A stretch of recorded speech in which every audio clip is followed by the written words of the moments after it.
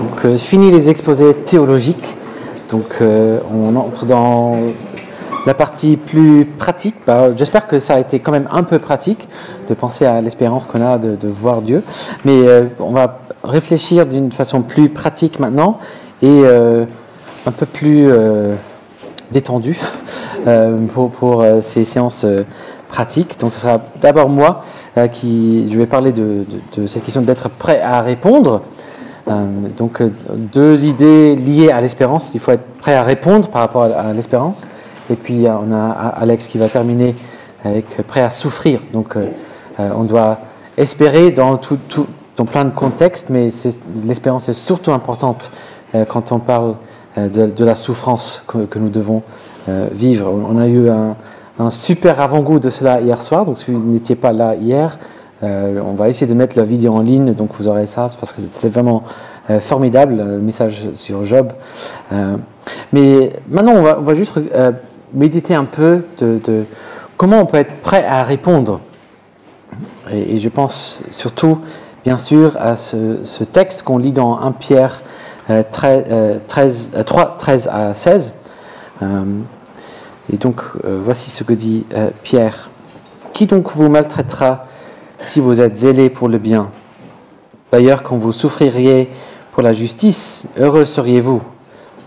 Ne craignez pas ce que les hommes craignent, et ne soyez pas troublés, mais sanctifiez dans vos cœurs Christ le Seigneur. Soyez toujours prêts à vous défendre contre quiconque vous demande raison de l'espérance qui est en vous. Mais faites-le avec douceur et crainte, en ayant une bonne conscience, afin que là même où l'on vous calomnie, ce qui diffame votre bonne conduite en Christ soit confondu. » Pierre nous appelle donc à être prêt à répondre. Il présume qu'il y aura des gens qui nous voient et qui posent la question, mais il y a une espérance là. Et cette personne espère en quelque chose. L'effet de l'évangile en nous devrait nous transformer au point de susciter des questions chez des gens. Et donc, ils vont demander, mais comment ça se fait que tu es si différent? Et notre devoir, c'est d'être prêt à répondre à cette question. Juste quelques méditations des choses à côté. On voit par exemple « Sanctifiez dans vos cœurs Christ le Seigneur ». Donc, une partie de la vie qui va susciter ces questions, c'est quand on sanctifie dans nos cœurs Christ le Seigneur, c'est-à-dire on met vraiment Christ comme Seigneur de nos cœurs. On soumet pleinement nos cœurs à Jésus-Christ comme Seigneur. Sanctifier, c'est mettre à part. Donc, reconnaître vraiment que Jésus-Christ est Seigneur et reconnaître avec tout notre cœur. Et c'est ça la vie qui va forcément susciter des questions. Sanctifiez dans vos cœurs Christ le Seigneur. Vivez vraiment en soumission à lui. Et bien sûr, espérez en lui. C'est lui le Christ, lui le Seigneur, c'est lui l'espérance, c'est lui le fondement de notre assurance. On a pas mal réfléchi à l'objet de notre espérance, le fait de voir Dieu dans la nouvelle création, mais c'est bien sûr Jésus-Christ le fondement, l'assurance de cette espérance. Donc c'est lui, le Christ, qui a tout accompli, c'est lui le Seigneur. Donc on soumet nos cœurs. Et puis, quand les questions viennent, on est prêt à défendre. Bien sûr, juste après aussi, il y a une façon de répondre aussi, avec douceur et crainte. On ne veut pas être méchant dans nos réponses.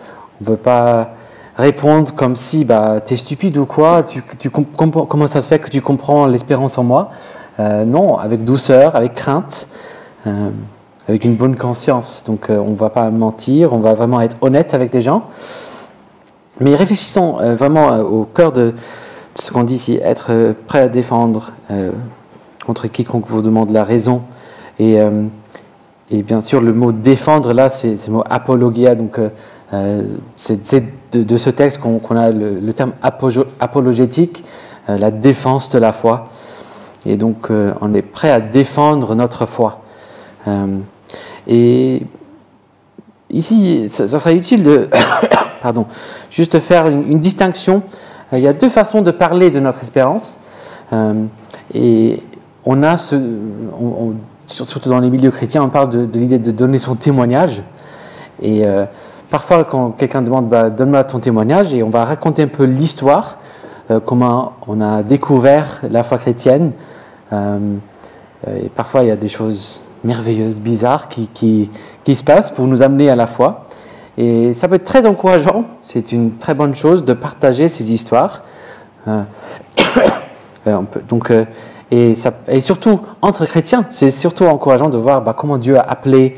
Donc là, il a appelé quelqu'un par le fait de le mettre dès sa naissance dans une famille chrétienne. Là, il a appelé quelqu'un d'une vie complètement, qui était genre de criminalité même, et amené à la foi. Et on peut tous s'encourager mutuellement par ça. Et c'est une bonne chose à faire. Mais défendre la raison pour notre espérance, c'est quand même un peu différent. C'est savoir dire, voici pourquoi je crois. Et défendre dans le sens, le dire d'une façon à ce que la personne, à ce que ce soit utile pour la personne en face. Il y a un vieux cantique en anglais, et avec un refrain qui termine tu me demandes comment je sais que Jésus vit, il vit dans mon cœur. Alors, il est vrai qu'on peut dire il vit dans mon cœur, mais ce n'est pas une raison suffisante pour quelqu'un de savoir que Jésus est ressuscité. Il y a des gens qui disent Jésus est ressuscité dans mon cœur et qui ne croient même pas que Jésus est vraiment ressuscité. Mais nous, on croit que Jésus est ressuscité. Donc, comment est-ce que je défends cette espérance que j'ai ? Donc, il y a quand même une différence entre les choses qui sont vraies par rapport à mon histoire et la défense que je veux donner. Je veux défendre surtout pour persuader. C'est pas juste défendre pour qu'on me laisse tranquille, c'est défendre pour qu'eux aussi ils découvrent cette espérance. Donc, on veut qu'ils découvrent Christ le Seigneur. On veut, si nous, on veut se soumettre à Christ comme Seigneur, on va vouloir que d'autres personnes se soumettent à lui. On ne veut pas vouloir voir des gens qui ne sont pas prêts à soumettre à Jésus. Si on respecte la Seigneurie de Jésus-Christ, on aura un désir de voir des gens se soumettre à lui. Donc ça serait bien. Donc c'est juste un encouragement à vous de penser pourquoi est-ce que je crois ? Comment est-ce que je pourrais expliquer le fait que j'ai cette espérance en Jésus-Christ ? Et comment je pourrais expliquer cela à une personne qui ne croit pas, qui pose des questions, qui me demande pourquoi, et d'une façon à ce que ça pourrait persuader quelqu'un. Ce n'est pas juste, voici mes raisons à moi, mais je m'en fiche un peu si tu crois ou pas.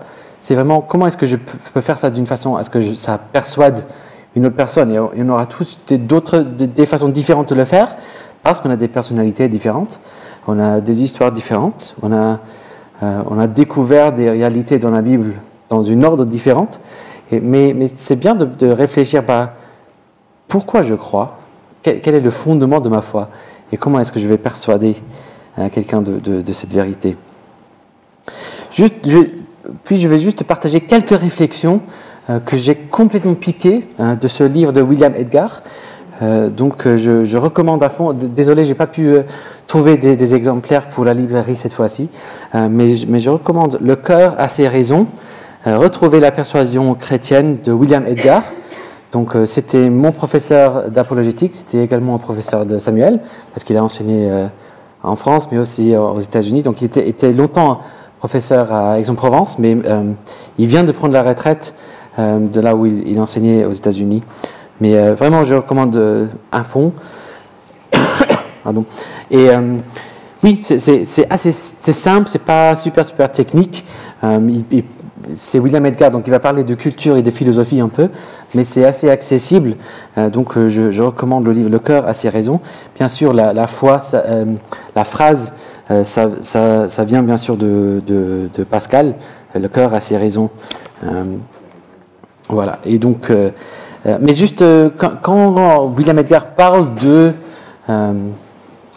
d'apologétique, de défendre la foi, il présente je pense qu'il dit 4 réalités apologétiques. Donc c'est pas une méthode, c'est pas voici les 4 étapes et paf, ils sont apologétisés et donc convaincus, mais 4 choses à garder en tête lorsqu'on veut défendre la foi. Et voici les 4 choses qu'il présente. Il faut penser à la réalité du point de contact, et puis ce qu'il appelle la divulgation, et puis le retour au pays, et puis la plausibilité.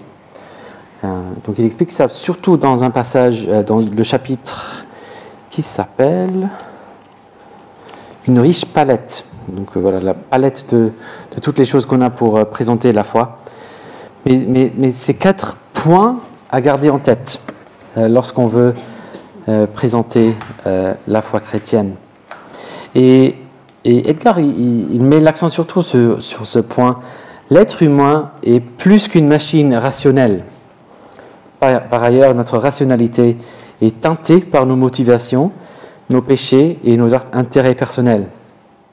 Et donc, l'apologétique, c'est pas juste, je te donne plein de raisons, et si tu es raisonnable, tu vas comprendre et tu vas être persuadé, et paf, c'est fait. On sait que, ultimement, il n'y a que l'Esprit Saint qui peut ouvrir les yeux de quelqu'un, mais on doit reconnaître qu'on est des êtres assez complexes, et donc il y a plusieurs choses à garder en tête. Donc si on regarde d'abord cette réalité du point de contact, donc l'être humain est plus qu'une machine rationnelle. Par ailleurs, notre rationalité est teintée par nos motivations, nos péchés, nos intérêts personnels. Donc, lorsqu'on pense à ce qu'on appelle le point de contact, ça c'est une question qu'il faut poser. C'est pas comment contacter quelqu'un, mais posons la question, quel est le lien que j'ai avec cette personne que j'ai en face? Quelle est la chose que j'ai en commun? Parce que dans un sens, je n'ai rien en commun. Moi, je suis croyant, je suis né de nouveau, je suis transféré des ténèbres à la lumière par la grâce de Dieu. Cette personne est encore dans les ténèbres. Quelle est la chose que nous avons encore en commun? Et par cette citation, William Edgar veut dire ce que nous avons encore en commun, ce n'est pas juste la rationalité. Justement parce qu'on est beaucoup plus que juste des êtres rationnels. Donc il faut le point de contact, c'est pas juste toi tu es rationnel, moi je suis rationnel, donc je vais donner juste des raisons et paf, ça sera fait. Mais il dit ah non, ça c'est la prochaine étape. Mais le point de contact, quel est le lien entre moi et les personnes en face? C'est justement que nous sommes tous les deux créés à l'image de Dieu. Et nous sommes encore à l'image de Dieu. Voici le point de contact que j'ai avec la personne. Alors ça, ce n'est pas un argument à présenter à la personne, c'est la chose à garder en tête. Pourquoi est-ce que comment est-ce que j'ai confiance? Comment l'apologétique serait-il possible? C'est parce que nous sommes tous les deux créés à l'image de Dieu. Nous avons, dans le langage de Calvin, nous avons tous les deux la semence de religion. Cette personne devant moi, dans le langage de Romains 1, connaît Dieu. Cette personne ne va pas forcément reconnaître qu'elle connaît Dieu, mais elle connaît Dieu. Et on refoule cette connaissance dans l'injustice, mais cette personne, même si la personne ne l'admet pas, même si la personne ne s'en rend pas compte, est créée à l'image de Dieu et sait au fond qu'elle est créée à l'image de Dieu et qu'elle doit quelque chose à Dieu. Elle sait au fond d'elle qu'elle vit dans le monde de Dieu. Et donc nous vivons dans le même monde, nous vivons dans le vrai monde décrit par la Bible. C'est pas que je vis dans un monde avec une point de vue et elle vit dans un monde complètement différent. Nous vivons tous dans le monde que Dieu a créé. Nous sommes tous vraiment dans l'image de Dieu. Donc le point de contact, c'est où est-ce que j'ai de la confiance que ça vaut la peine de parler avec quelqu'un? C'est parce que la personne en face est aussi créée à l'image de Dieu. Cette personne sait au fond d'elle qu'elle est créée à l'image de Dieu. Voici le point de contact. Puis on a la divulgation. Est-ce que ça va apparaître? Voilà. Et voilà, donc essentiellement, dit Edgar, cela signifie aller sur le terrain d'une personne non croyante afin de découvrir les dynamiques internes de sa vision du monde. Donc, si la personne en face est créée à l'image de Dieu, et c'est le cas, mais la personne en face a une vision du monde autre que la vision de la Bible, déjà c'est une vision fausse. Il y aura peut-être des éléments qui sont vrais, que la personne a appliqués de la vérité, mais c'est forcément le cas alors qu'il y aura des incohérences dans sa vision du monde. Soit des incohérences logiques dans la vision même, soit des incohérences entre sa vision et sa façon de vivre. Je me souviens, quand j'étais étudiant, j'ai vu un débat entre un apologète assez connu, mais c'était quand même raté, entre lui et un prof de philosophie à la faculté de Cambridge. Et je pense qu'il avait à peu près la trentaine d'années. Et lui, il était vraiment matérialiste, convaincu qu'on n'est que du matériel. Et puisque tous nos atomes s'échangent, il savait que la personne que je serais dans 30 ans n'est pas la même que qui je suis aujourd'hui. Et donc, il avait pas d'épargne pour sa retraite parce qu'il ne pensait pas pourquoi je devrais donner de l'argent à ce gars dans 30 ans. Donc, vraiment, vraiment matérialiste. Et pourtant, je suis assez sûr qu'il continue à manger. Il voulait que ça continue, quoi. Donc, quelque part, même si on vit dans une cohérence à ce point-là, il y aura forcément des incohérences. La divulgation, c'est quand on cherche vraiment à comprendre la vision de la personne. Pas juste comment est-ce que je peux complètement détruire cet argument, mais je veux vraiment venir à tes côtés pour comprendre comment tu vois le monde. Et pour que je puisse voir le monde comme tu cherches à le voir. Et comme ça, je pourrais essayer à t'aider à voir en quoi il y a des incohérences. Donc, soit internes dans la logique de ce que tu dis, ce que tu penses, ce que tu crois penser, ou soit des incohérences entre ce que tu dis et comment tu vis. Il donne l'exemple ici de Francis Schaeffer qui parlait avec une jeune dame qui était vraiment offensée par tout le langage de sacrifice animal dans la Bible. Elle pensait que tout ce qui est cruauté vers les animaux, c'est vraiment horrible.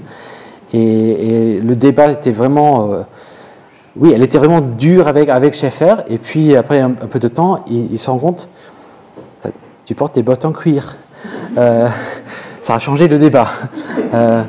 Et donc, ça a beaucoup aidé. Donc, c'est pas... Donc, on cherche vraiment à comprendre pour qu'on puisse exprimer de façon...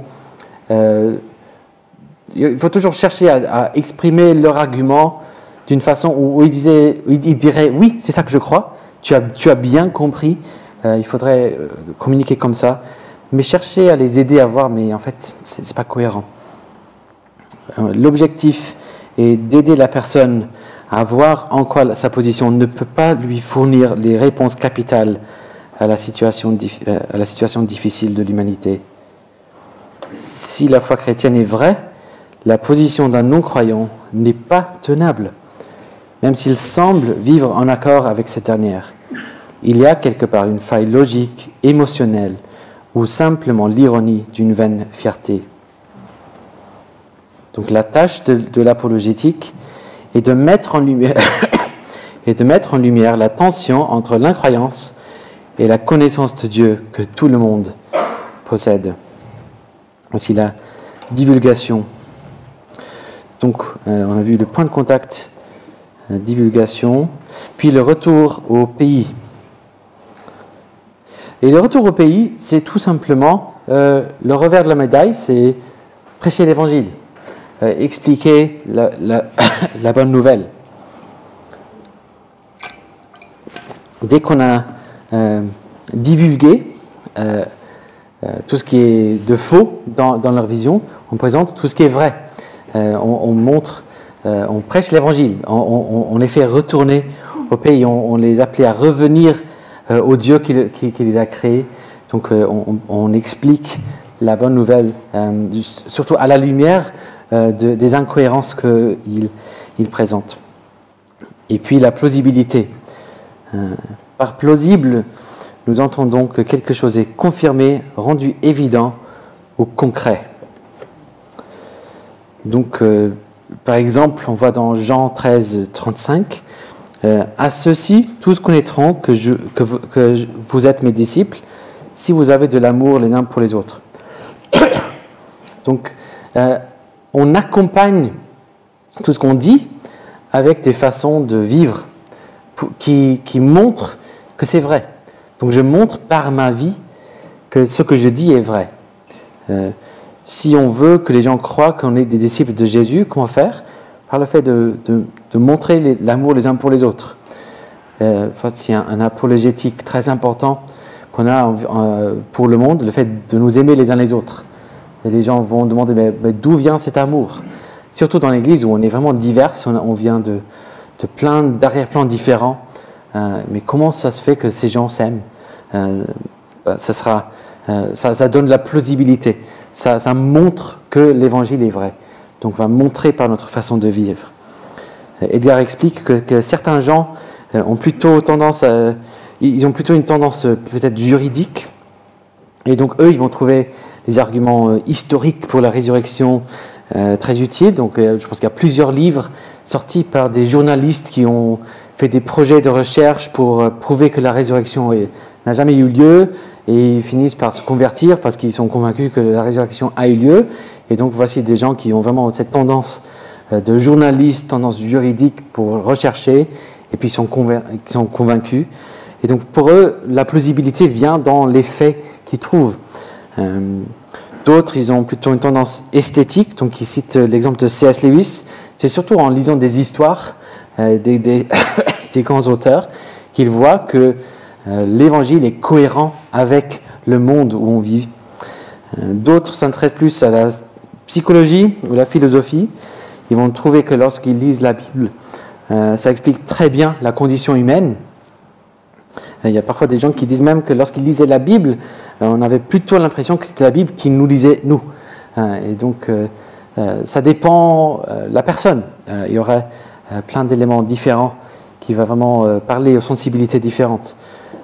Lorsque mon épouse Catherine a été étudiante, donc elle est convertie lors de la première année de ses études, mais pour cette première année, elle avait plusieurs amies qui étaient chrétiennes et ils ont un peu harcelé dans le royaume en fait, mais parce que tu viens à l'étude biblique et il n'y avait aucune possibilité de dire non, donc heureusement qu'elle l'a harcelé, mais très souvent dans des conversations, même quand elle était là, ses amies chrétiennes parlaient d'un problème ou d'un autre, ou peut-être juste une des amies qui parlait avec elle, il y a un problème, et donc je vais prier, et donc elle priait juste comme ça.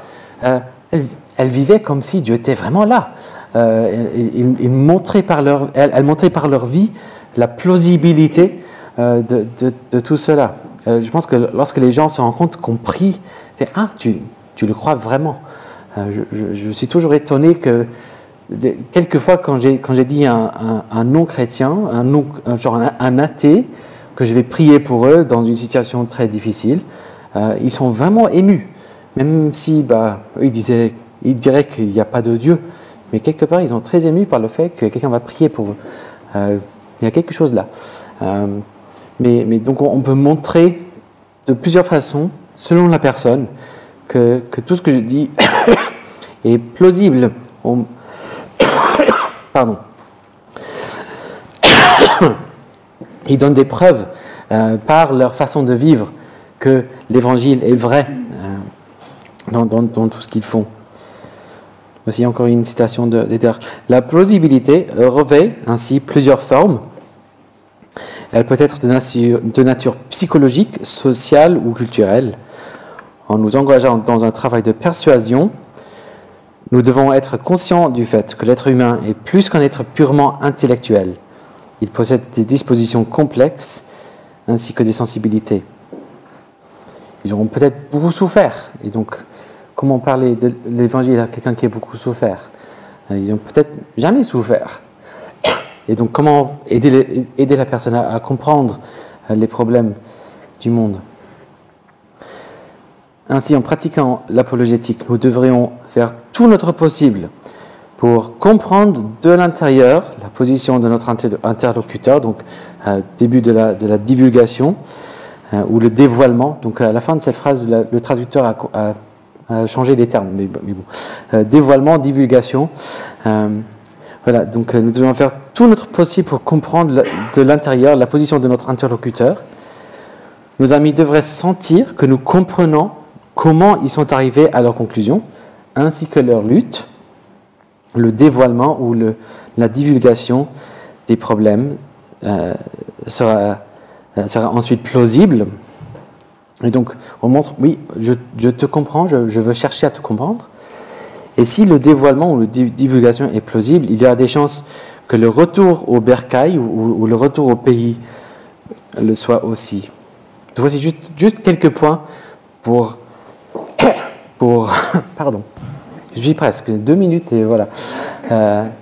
Voici comment on voit comment on peut défendre la foi pour ceux qui nous posent la question, et juste un encouragement à réfléchir. Est-ce que je suis prêt?